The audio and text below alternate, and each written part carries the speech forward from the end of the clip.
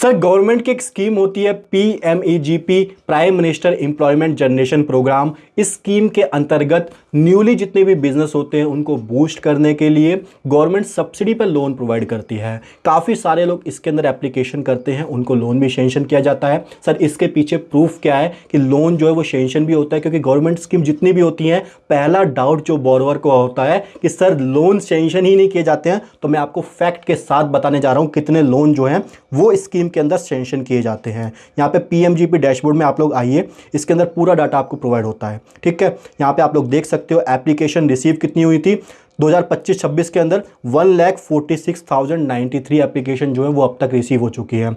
जून जुलाई तक तो इनका जो पोर्टल था वही काम नहीं कर रहा था, वेबसाइट जो थी, बट अब यहाँ पे वर्क कर रही है और एप्लीकेशन यहाँ पे 1,46,093 रिसीव हो चुकी हैं। सर KVIC और DIC ने कितनी फॉरवर्ड करी है बैंक को वेरिफिकेशन करने के बाद, तो 25-26 के अंदर 74,063 एप्लीकेशन जो है वो बैंक को फॉरवर्ड कर दी जा चुकी है। उसमें से लोन कितने पे सेंक्शन हो चुका है, तो यहाँ पे 13,785 यहाँ पे लोन जो है इस स्कीम के अंदर सेंक्शन किया जा चुका है। मैं अगर बात करूं तो नॉर्मल पूरे फाइनेंशियल ईयर का डाटा यहाँ पे देखा जाता है। पिछले साल का जो डाटा है वो एक्यूरेट होता है, क्योंकि ज़्यादातर लोन जो होते हैं जनवरी टू मार्च के अंदर सबसे ज़्यादा लोन जो है वो यहाँ पे सेंक्शन किए जाते हैं। दैट्स वाई अगर मैं बात करूँ तो यहाँ पे पिछले साल की 3,40,000 एप्लीकेशन रिसीव करी थी, उसमें से जो सेंक्शन हुआ था वो 1,81,056, मतलब 3 में से 1 लोन जो है वो यहाँ पे सेंक्शन किया गया था। सर ऐसा क्यों होता है कि इतनी सारी एप्लीकेशन और लोन कुछ ही लोगों को अलाउड किया जाता है? तो मैं आपको बताऊं,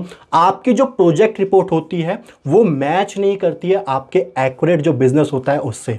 आपको अंडरस्टैंडिंग लेनी पड़ती है डेटा की, आपको अपना मॉडल खुद भी समझना पड़ता है और समझाना भी पड़ता है। सर ये पर्सनल लोन नहीं, ये बिजनेस लोन है, तो आपको कहीं ना कहीं अपने बिजनेस को खुद समझना पड़ेगा, बैंक को समझाना पड़ेगा, प्रोजेक्ट रिपोर्ट में प्रेजेंट करना पड़ेगा, तभी लोन आपको सेंक्शन किया जाएगा। अदरवाइज आपको 1 रुपए का लोन भी सेंक्शन नहीं किया जाता है। आज की वीडियो में मैं आपको पूरा बताने वाला हूं कैसे आपको एप्लीकेशन फाइल करनी है, कैसे इसकी प्रोजेक्ट रिपोर्ट बना करती है वो भी बताऊंगा, क्या क्या इसके अंदर एलिजिबिलिटी क्राइटेरिया रहते हैं, क्या क्या डॉक्यूमेंट आपको अपलोड करने रहते हैं, सारी चीजें आपको इस वीडियो में मैं आपको बता के चलूंगा। सबसे पहले आपको यहाँ पे एप्लीकेशन फॉर न्यू यूनिट पे आ जाना है, यहाँ पे इसको ओके कर दीजिए एंड इसके बाद आपका जो एप्लीकेशन फॉर्म है वो यहाँ पे आपका ओपन हो जाता है। आपके पास आधार कार्ड होना बहुत ही ज़्यादा ज़रूरी है, अगर वो नहीं है तो यहाँ पे एनरोलमेंट ID तो होनी ही चाहिए। उसके बाद यहाँ पे जो भी एप्लीकेंट का नेम है, एप्लीकेंट का नेम जो भी आधार कार्ड पे मेंशन है वो आपको यहाँ पे मेंशन करना है। उसके बाद आपसे स्पॉन्सरिंग एजेंसी पूछ रहा है, तो अगर आप अर्बन एरिया में हो तो यहाँ पे आप KVIC सेलेक्ट करके चलोगे, अदरवाइज KVIB और DIC आप यहाँ पे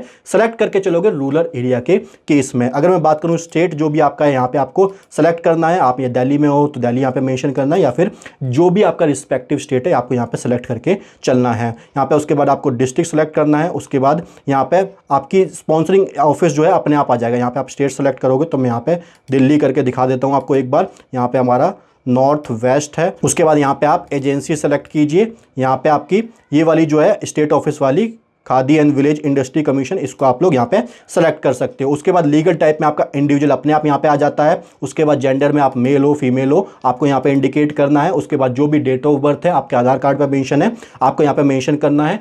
18 साल से कम उम्र आपकी नहीं होनी चाहिए। ठीक है, यहाँ पे जो भी आपकी कैटेगरी है, आप जनरल में हो, OBC हो, SC हो, ST हो, जो भी आपकी कैटेगरी है आपको यहाँ पे सेलेक्ट करना है। उसके बाद स्पेशल कैटेगरी में अगर कोई है तो यहाँ पे आपको मेंशन करना है, एक्स सर्विसमैन हो, फिजिकली चैलेंज पर्सन हो तो आपको यहाँ पे मेंशन करके चलना है। ठीक है, उसके बाद कम्युनिकेशन एड्रेस जो भी आपका है वो यहाँ पे आपको कोड करके चलना है। मोबाइल नंबर आपको यहाँ पे 2 मोबाइल नंबर का ऑप्शन मिलता है, ईमेल ID प्रोवाइड करनी है, पैन नंबर प्रोवाइड करना है। टाइप ऑफ एक्टिविटी में जो भी आप कर रहे हो, मैन्युफैक्चरिंग और सर्विस है, आपको यहाँ पे सेलेक्ट करना है। उसके बाद आपको यहाँ पे प्रोडक्ट का डिस्क्रिप्शन है वो प्रोवाइड करके चलना है। EDP ट्रेनिंग उसके बाद आ जाता है, आपने करी है ऑलरेडी या नहीं करी है। 2 लाख तक के लोन पे यहाँ पे EDP ट्रेनिंग की रिक्वायरमेंट नहीं होती है, और ये आपके लोन सेंक्शन से पहले आपको करना जरूरी होता है, एप्लीकेशन के टाइम पे जरूरी नहीं है। ठीक है, अगर आपने नहीं करी है तो ऐसा नहीं है कि आप लोग एप्लीकेशन फॉर्म फाइल नहीं कर सकते, आप लोग कर सकते हो इजिली, बट यहाँ पे सेंक्शन से पहले EDP ट्रेनिंग करना कंपलसरी होता है 2 लाख से अबव लोन के केस में। ठीक है सर, उसके बाद हम लोग आते हैं प्रोजेक्ट कॉस्ट पे। Sir project cost one of the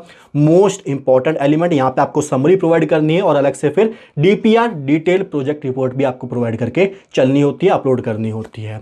sir इसके अंदर आपके कौन कौन से एलिमेंट आते हैं, तो मैं आपको बताऊं, पूरी प्रोजेक्ट कॉस्ट आपकी बनती है कैपिटल एक्सपेंडिचर, टर्म लोन मिलता है, वर्किंग कैपिटल जिसके केस में सीसी का लोन अलाउड होता है, एंड उसके बाद ओन कंट्रीब्यूशन मिलाकर आपका बनता है टोटल प्रोजेक्ट कॉस्ट। बात समझ में आई नहीं आई?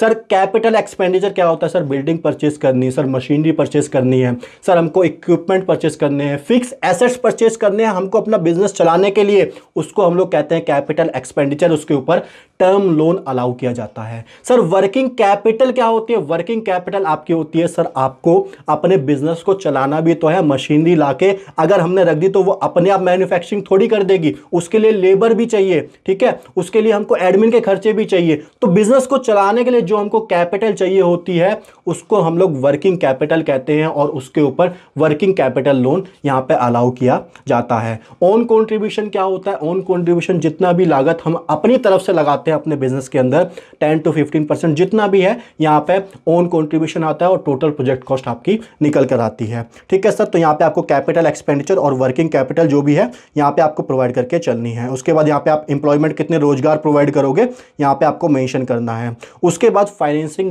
बैंक, मैं आपको बताऊं तो जिस भी बैंक के अंदर आपका पहले से अकाउंट है, सेविंग अकाउंट है, तो उसमें ही आप लोग यहां पे प्रेफर कीजिएगा। अदरवाइज आप किसी अदर बैंक में करना चाहते हो आप लोग कर सकते हो, कोई इशू नहीं है, बट प्रायोरिटी पे कौन से अकाउंट रहते हैं? जिसमें आपके ऑलरेडी अकाउंट एग्जिस्ट करते हैं। ठीक है, उसके बाद आपको यहां पे दूसरा बैंक अकाउंट है वो भी यहां पे मेंशन करने का ऑप्शन मिलता है। उसके बाद यहां पे आपसे पॉइंट नंबर 22 के अंदर पूछता है CGTMSE, ये आपका माइक्रो और स्मॉल इंटरप्राइजेस के लिए होता है। यहाँ पे गवर्नमेंट ने ये एस्टेब्लिश करी है। इसके अंदर माइक्रो और स्मॉल इंटरप्राइजेस को कोलेटरल फ्री लोन अवेल किया जाता है। इन केस डिफॉल्ट हो जाता है तो गवर्नमेंट जो होती है, ये जो CGTMSE होती है, ये प्रोवाइड करती है 75% of the loan amount bank को डिफॉल्ट के केस में। ठीक है, where did you hear about the PMGP? तो यहाँ पे आपने जहाँ से भी स्कीम के बारे में सुना है, लाइक सर्च इंजन से सुना है, इंटरनेट एडवर्टाइजमेंट है, अगर आपको कोई भी ऑप्शन इसमें से नहीं अप्रोप्रिएट लगता है तो आप अदर करके इसको आगे प्रोसीड कर सकते हो। यहाँ पे जैसे ही आप सारी डिटेल फिलअप करके सेव एप्लीकेंट डाटा करते हैं, आपके मोबाइल नंबर पे यूजर आईडी एंड पासवर्ड आ जाता है। उसके बाद आपको लॉगिन करके डॉक्यूमेंट अपलोड करने होते हैं। सर डॉक्यूमेंट क्या क्या रहते हैं? तो यहाँ पे आप एलिजिबिलिटी क्राइटेरिया पे आइएगा, मैं आपको डॉक्यूमेंट भी दिखा देता हूँ। यहाँ पे पासपोर्ट साइज फोटो आपको अपलोड करनी होती है, जो भी आपकी हाईएस्ट एजुकेशन क्वालिफिकेशन है आपको यहाँ पे उसका सर्टिफिकेट अपलोड करना होता है। प्रोजेक्ट रिपोर्ट समरी हमने एप्लीकेशन फॉर्म में प्रोवाइड कर दी थी, capital expenditure and working capital की। उसके बाद डिटेल प्रोजेक्ट रिपोर्ट, मैं अभी डिटेल में बात करूंगा इसकी। सबसे इंपॉर्टेंट चीज आपकी प्रोजेक्ट रिपोर्ट ही होती है, इसके बारे में मैं आपसे स्पेशल चर्चा करूंगा। उसके बाद अगर कोई स्पेशल कैटेगरी है तो यहाँ पे आपको उसका सर्टिफिकेट अपलोड करना होगा। रूरल एरिया में अगर आप लोग हो तो यहाँ पे आपको उसका सर्टिफिकेट प्रोवाइड करके चलना होगा। सर एलिजिबिलिटी क्राइटेरिया क्या बोलता है? यहाँ पे बोलता है आप इंडिविजुअल होने चाहिए, ठीक है, अबव 18 ईयर्स आपकी एज होनी चाहिए। यहाँ पे कोई भी इनकम सीलिंग लिमिट नहीं है, कितनी भी इनकम है आपकी, आप स्कीम के अंदर लोन एप्लीकेशन कर सकते हो। देन फिर for setting up project costing above 10 lakh और above 5 lakh in service sector, 10 lakh manufacturing sector के अंदर, 5 लाख सर्विस सेक्टर के अंदर, यहाँ पे बेनिफिशियरी आपका 8th पास होना चाहिए। ठीक है, उसके बाद assistance under the scheme available only new viable project, जितने भी न्यू प्रोजेक्ट हैं उन्हीं के लिए ये वाली स्कीम अलाउड करती है लोन देने के लिए। ठीक है, उसके बाद existing unit and unit that have already availed any government subsidy, कोई भी ऐसी गवर्नमेंट सब्सिडी यहाँ पे ऑलरेडी ले रखी है तो उस बिजनेस को, उस प्रोप्राइटर को, उस एसएससी को यहाँ पे इस स्कीम के अंदर लोन नहीं दिया जाएगा। Project without capital expenditure are not eligible. आप गए सर हमको ना अपना बिजनेस चलाने के लिए खाली वर्किंग कैपिटल लोन चाहिए, तो यहाँ पे अलाउड नहीं है। आपका टर्म लोन होना यहाँ पे मैंडेटरी है, कैपिटल एक्सपेंडिचर होना मैंडेटरी है। Cost of land not covered under the project cost. उसके बाद all implementing agency can process application in both rural as well as urban areas, but मैंने आपको बताया है आपको अर्बन एरियाज के अंदर KVIC को सेलेक्ट करना है, अदरवाइज यहाँ पे DIC आप लोग रूरल एरिया के केस में सेलेक्ट करके चलोगे। ठीक है, देन फिर एप्लीकेंट के पास यहाँ पे वैलिड आधार कार्ड होना चाहिए, उसकी जो डिटेल है वो यहाँ पे प्रोवाइड उसको करनी होगी। ठीक है सर, मैंने आपको एप्लीकेशन कैसे फाइल करनी है वो भी गाइड कर दिया है, क्या क्या एलिजिबिलिटी क्राइटेरिया रहते हैं, क्या क्या डॉक्यूमेंट आपको अपलोड करने होते हैं, सारी चीज़ें बता दी हैं। अब हम लोग बात करते हैं डीपीआर की, डिटेल प्रोजेक्ट रिपोर्ट की। तो यहाँ पे सबसे पहले आपको डीपीआर वाले सेक्शन पे क्लिक करना है। यहाँ पे आपकी एक्सेल फाइल जो होती है वो डाउनलोड हो जाती है। जैसे ही आपकी एक्सेल फाइल डाउनलोड होती है, इसको आप लोग यहाँ पे ओपन कर लीजिए। इस पूरी एक्सेल फाइल के अंदर आपकी 2 एक्सेल शीट होती हैं। पहली आपकी डाटा इनपुट शीट, इसके अंदर आपको जो भी आपका डिटेल्स होती हैं यहाँ पे फिलअप करनी होती हैं related to your project. Then फिर आपको यहाँ पे डीपीआर, आपकी प्रोजेक्ट रिपोर्ट पूरी यहाँ पे बनकर आ जाती है, उसको आपको यहाँ पे प्रिंट करके चलना होता है। ठीक है सर, हम लोग बात करें हमको डाटा कैसे यहाँ पे इनपुट करना है। तो सबसे पहले जो भी स्पॉन्सरिंग एजेंसी है आपको यहाँ पर सेलेक्ट करना है। केवीआईसी है तो केवीआईसी, अदरवाइज यहाँ पे डीआईसी, यहाँ पे डीआईसी पे ऑटोमेटिक टिक हो जाएगा। उसके बाद यूनिट लोकेशन कौन से एरिया में, रूरल में तो रूरल में, अदरवाइज अर्बन में। यहाँ पे जो भी नेम ऑफ एप्लीकेंट है आपको यहाँ पे मेंशन करना है। लाइक यहाँ पे मैं मेंशन करके चलता हूँ जो भी नेम है। ठीक है, उसके बाद यहाँ पे फादर्स नेम आता है।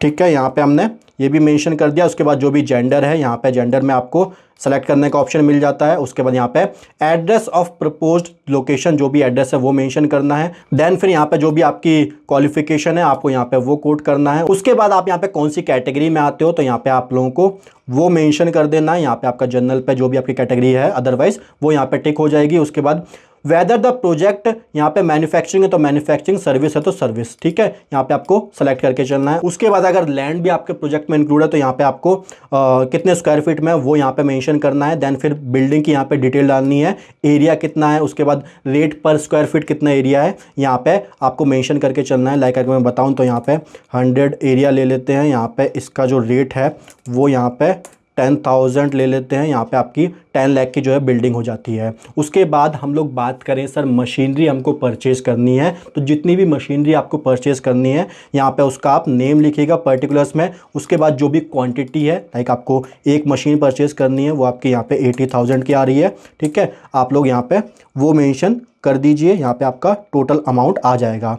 देन फिर यहाँ पे कोई भी प्रीलिमिनरी एक्सपेंसेस है यहाँ पे वो आप मेंशन कर दीजिएगा। शुरुआती दौर में जो खर्चे होते हैं अगर वो हैं, फर्नीचर्स वगैरह हैं तो उसका अमाउंट आप लोग यहाँ पे मेंशन कर देगा। कोई भी अदर मिसलेनियस एक्सपेंडिचर है आप लोग यहाँ पे वो मेंशन कर देना। देन फिर यहाँ पे मीन्स ऑफ फाइनेंसिंग, मैंने आपको बताया था 3 तरह के फाइनेंस होते हैं, ओन कॉन्ट्रीब्यूशन, बैंक फाइनेंस, उसके बाद मार्जिन मनी जो रहती है यहाँ पे जनरली 25% ही रहती है। देन फिर हमको यहाँ पे सेल्स की डिटेल प्रोवाइड करनी है, जो भी हम प्रोडक्ट बनाएंगे उसका नेम हमको यहाँ पे कोड करना है। देन उसका जो भी रेट रहने वाला है यहाँ पे मान लेते हैं 280 रेट रहेगा, कितने हम मैन्युफैक्चर करेंगे पूरे साल के अंदर तो यहाँ पे हम लोगों को वो मेंशन कर देना है।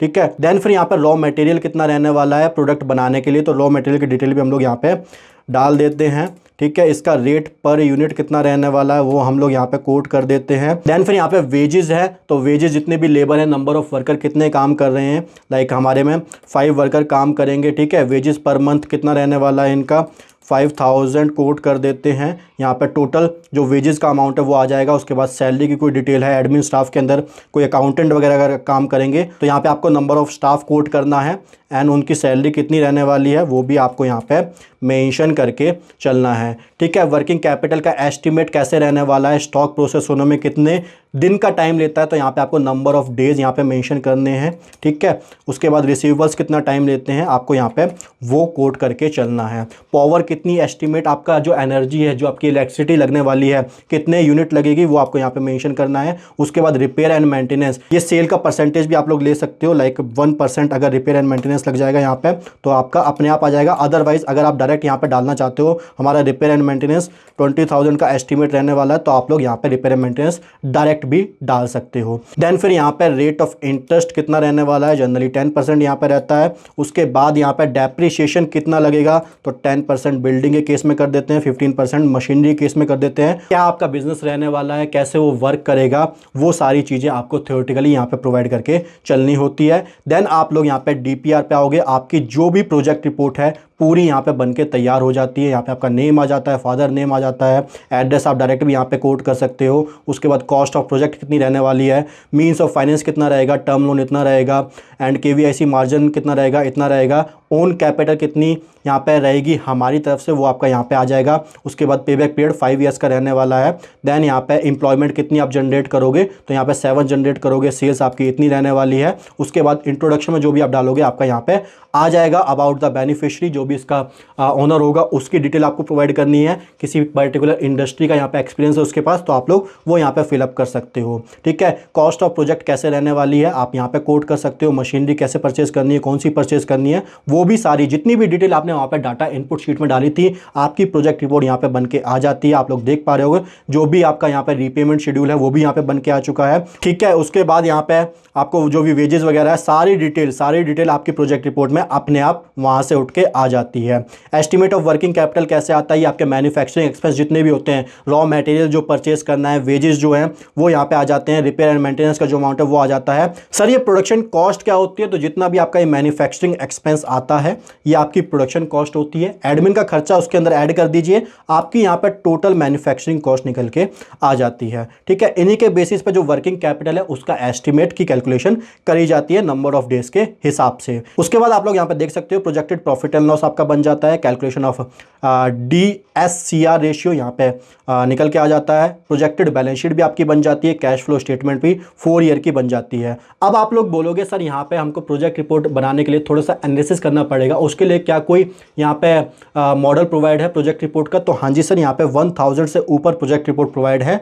PMGP की वेबसाइट पे आप लोग आइएगा, यहाँ पे मॉडल प्रोजेक्ट पे आप लोग आइएगा, यहाँ पे आप लोगों को 1000 से ऊपर प्रोजेक्ट रिपोर्ट मिल जाती हैं। यहाँ पे आप लोग देन सर्च कर सकते हो, लाइक आपका साइबर कैफे का आप लोग बिजनेस ओपन करने जा रहे हो, ये रही आपकी साइबर कैफे की एंड बैक ऑफिस की प्रोजेक्ट रिपोर्ट। आप इसको यहाँ से देख सकते हो कैसे कैसे इक्विपमेंट परचेज करने पड़ते हैं एंड उसके रिगार्डिंग कैसे कैसे वर्किंग कैपिटल की कॉस्ट वगैरह आती है, सारी डिटेल आप इस प्रोजेक्ट रिपोर्ट के अंदर इजीली देख सकते हो। ये देखिए यहाँ पे जो भी कैपिटल एक्सपेंडिचर है, उसके बाद टोटल वर्किंग कैपिटल कितनी लगने वाली है, ये सारे जैसे हमने प्रोजेक्ट रिपोर्ट बनाई थी सारे एक्सपेंस यहाँ पे आप लोग ऐसे देख के चल सकते हो। ये आपका कॉस्ट का एनालिसिस बन के आ जाता है। आपको पूरा स्ट्रक्चर यहाँ पे गवर्नमेंट गाइड करती है, बस आपको समझने की देरी होती है। अगर मैं बात करूँ तो यहाँ पे अगर आपका 2 लाख तक का लोन है, 3 लाख तक का लोन है, तो आप ये वाली प्रोजेक्ट रिपोर्ट प्रेफर कर सकते हो। एंड अगर आपका 2 लाख से ज़्यादा का लोन है तो आप लोगों को अगर अलग से प्रोजेक्ट रिपोर्ट बनानी है अपनी, तो उसके लिए भी मैंने यहाँ पे यूटिलिटी जो है अपनी बना रखी है ऑलरेडी। इसके ऊपर वीडियो पड़ी है, आप लोग देखना चाहते हो देख सकते हो, कोई भी दिक्कत वाली बात नहीं है।